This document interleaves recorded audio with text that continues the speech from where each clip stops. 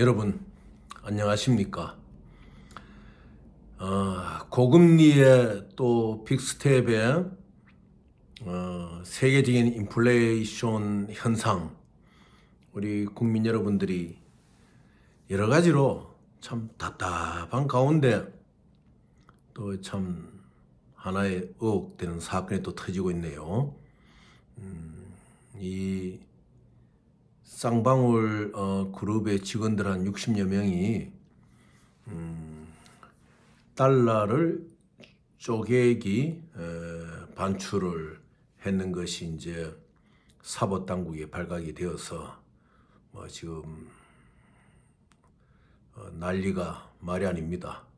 또 이것이 대북 송금 의혹까지도 관련이 되어 있다는 아태 평화협회 교류 관계로 되어 있다.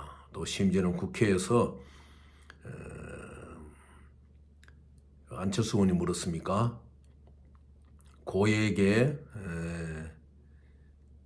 북한은 미술품을 사는 그런 경우로 비자금 조성을 하기 위해서 밀반출하는 경우도 있느냐, 이렇게 이제 그런 의도죠. 제가 그대로는 못 옮겼지만 그런 의도로 권영세 통일부 장관한테 물으니까 권영세 통일부 장관이 그럴 수 있습니다, 이렇게 이제 답변하는 것도 보았는데, 이게 지금 보통 일이 아니에요. 이건 여야 간의 어떤 논쟁의 정점이 아니라 완전히 무너져 있는 정치인의 도덕성 문제하고도 연결이 되고, 이하영 그 경기도 평화부의사가 일종의 정치인 아닙니까?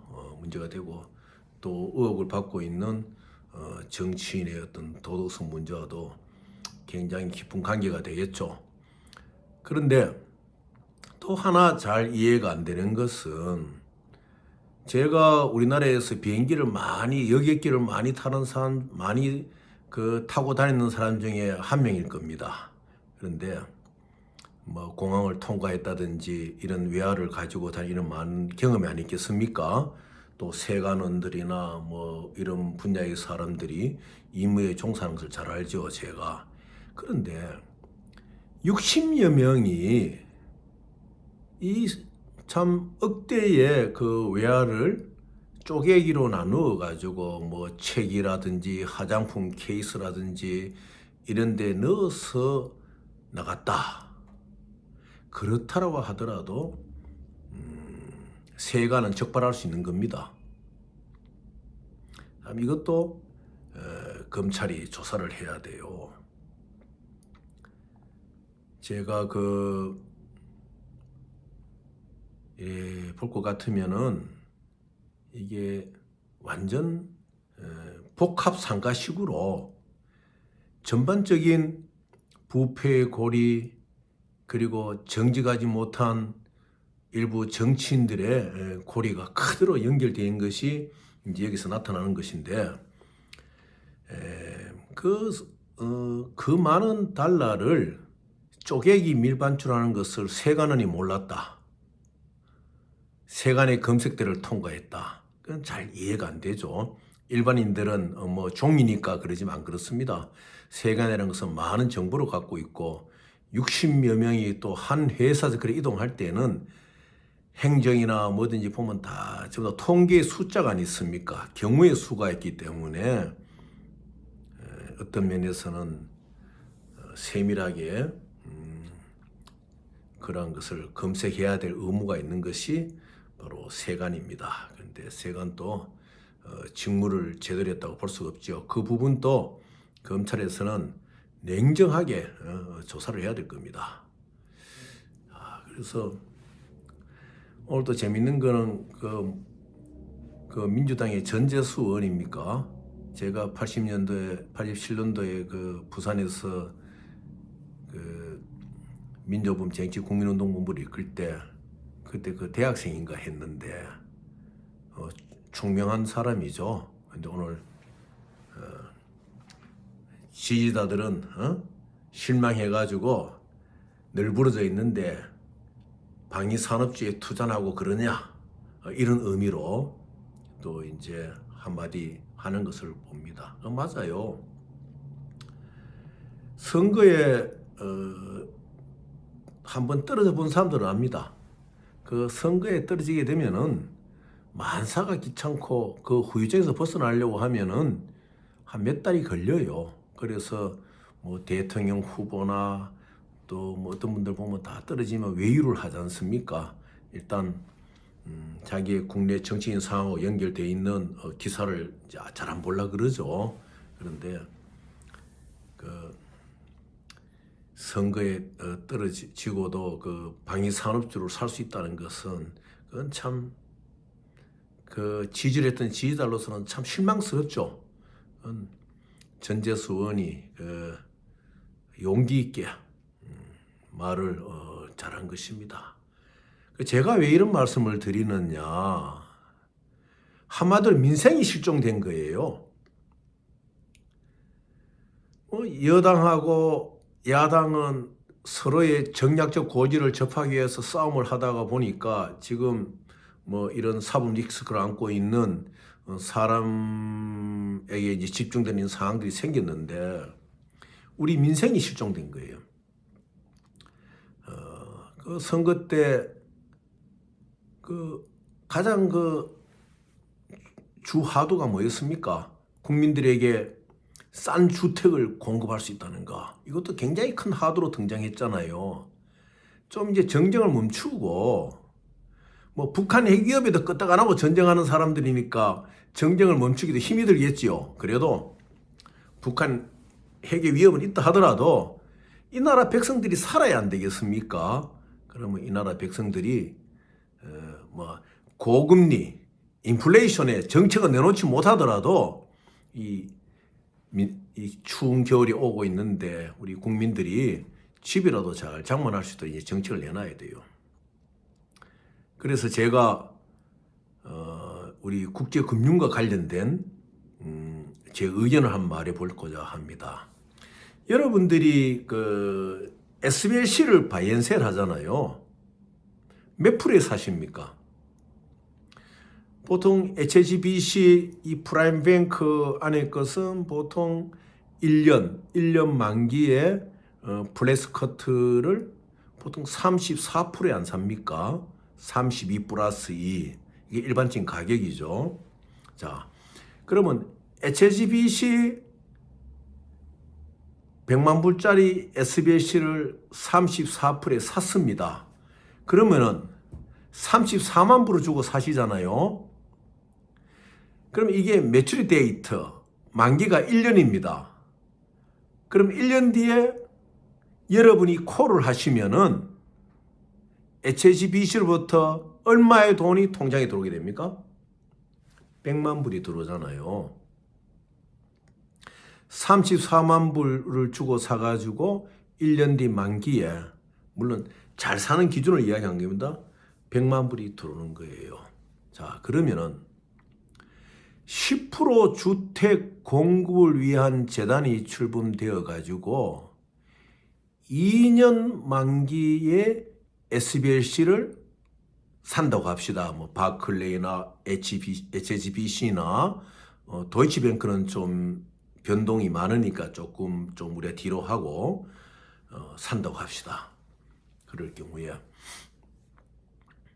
2년 뒤에 30%에 샀다. 그럼 2년 뒤에 100% 오지 않습니까?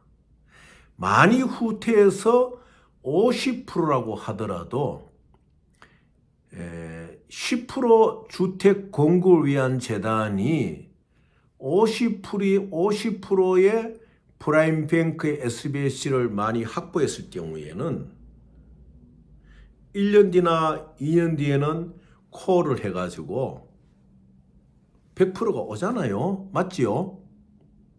우리 은행도 안 그렇습니까? 여러분들이 SBLC를 모니타이즈용을 한국에 가져왔을 경우에 은행에서 결정해가 이걸 모니타이즈 준다든지 바잉할 경우에 결정하잖아요. 85%, 80%, 75%. 그러면은 신한은행이 여러분이 SBLC를 샀다. 모니타이즈 해줬다. 바잉용으로 모니타이즈 해줬다. 이럴 경우에는 1년 뒤에 그대로 매입해가지고 콜을 하게 되면 100% 받잖아요. 얼마를 법니까? 25%를 버잖아요. 75% 모니타이즈 해줬으면은 맞지요? 그래서 이 국제금융의 뱅크 인스트루먼트 SBLC하고 연결시켜 가지고 2년이라는 기간의 숙성기간, 우리가 김치를 만드는 것이 아니고 숙성기간, 이 SBLC에 프레스커트한 SBLC의 2년간의 숙성기간을 거친다면은 10% 주택 공급 정책은 된다. 왜 되느냐? 우리 보통 LTV를 얼마로 합니까? Loan to Value. 이제 내 집이 있다. 내 집을 은행에 근저당할 때 보통 다 50%는 다 받잖아요. 그러면은 여러분이 50%의 론을 받으면은 50%의 돈이 모자라지만은 2년 전에 50%의 돈으로 100%의 명목상의 SBLC를 매입했을 경우는 2년 뒤에는 100% 오는 거예요. 이것을 국가의 지원을 받는 10% 주택 재단이 우리 국민들에게 10% 주택을 공급하기 위해서 SBLC를 매입에 들어가는 거예요. 충분히 할 수 있죠. 뭐 어떤 분은 자꾸 내가 런던의 금을 한국으로 가져오라 이제 그만하라 그래요. 제가 좀 이상한 사람이라고 그래요. 뭐 이상한 살 수 없는 거 아니겠습니까? 그 104.4톤을 한국으로 가져오고 그 다음에 4,102억이나 되는 그 유가증권도 있잖아요. 2년이나 3년이나 5년 뒤에 되면은 40%, 50%, 30% 돈이 붙어가 만기가 되는 게 있잖아요. 그런 거를 반은 무역금융재단, 반은 10% 하우징 프로젝트 재단에다가 다 해가면은 얼마든지 이 우리 대한민국 백성들에게 10% 주택 공급을 합니다. 10% 주택은 뭐냐? 10%는 소비자인 여러분이 준비를 해야 되죠. 예를 들어가 뭐 큰 집은 산다 하지 맙시다. 한 3억짜리 정도 집을 산다. 그러면은 여러분이 3천만 원은 열심히 모시고 그 다음에 50%, 34% SBLC는 국가가 매입해 주는 거예요. 그렇죠? 그러면은 2년 뒤에는 국가는 매입했던 SBLC를 콜해가지고 대기하고 있는 백성들에게 하나하나 순차적으로 해나가면 됩니다. 그럼 이거를 국가도 하고 그 다음에 민간인들이 국제금융의 옛날에는 하이힐드 프로그램이라고 그랬어요. 하이힐드 프로그램이라는 뒤에 조금 있어가 이제 트레이딩 프로그램, 지금은 PPP죠. 이런 프로그램에 우리가 프로그래머를 많이 양성하게 되면은 우리가 이 시내에 있는 세븐일레븐 이런 마켓처럼 그런 마켓들이 생기는 거예요. 얼마든지 공급할 수가 있다. 2년간의 숙성 기간을 가진다면은 국가가 일부 재단 기금을 연출하고 훈련된 국제금융의 트레이더들이 같이 힘을 합쳐지면 얼마 된다. 자, 그렇게 하려면 기본 조건이 뭡니까? 이건 여러분들이 다 아시는 거예요. 토지 공개념 제도를 우리가 가져야 되죠. 그죠?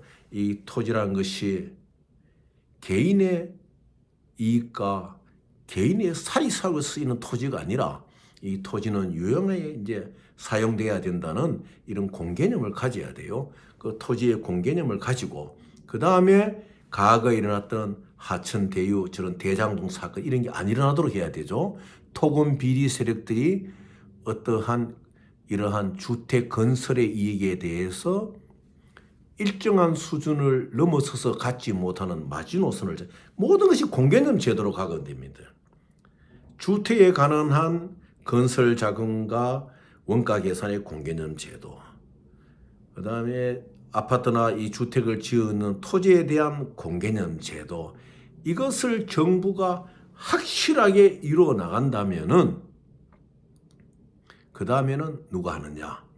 국제금융의 기법을 알고 있는 훈련된 트레이더들하고 우리 정부가 갖고 있는 기금, 이걸 가지고 2년간의 숙성 기간을 거칠 수 있는 SBLC 매입 작전을 갖는 거예요. 또 정부가 못한다 그러면 우리 국민 개인도 할 수가 있어요. 예를 들어가 여러분이 한 1억짜리 집을 살 목표를 정한다. 그러면은 한 800만 불 정도, SBLC 아닙니까? 80만 불 정도. 80만 불이 너무 10억이다, 그죠? 그러니까 8만 불 정도, 8만 불 정도. 그러니까 8만 불 같으면 1억이 되고 80만 불이죠. 8만 불 정도의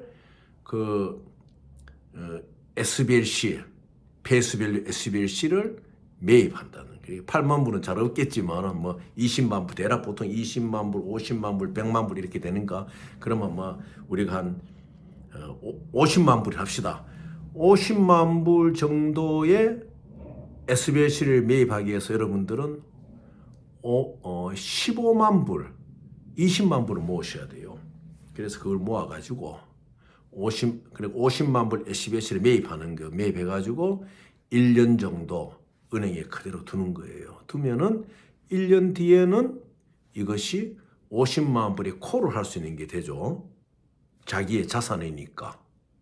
또는 아직 우리나라에는 그런 회사가 없지만은 이것을 또 모니타이즈 중에 난리코스로 할 수 있는 회사가 있으면 거기에 이 50만 불의 SBS를 맡길 경우에는 1년을 기다리지 않더라도 그 50만 불 SBS에서 나오는 프로피트가 1년 있으니까 그것이 모아짐으로 말미암아 여러분들의 이제 목적을 달성할 수가 있는 것이죠.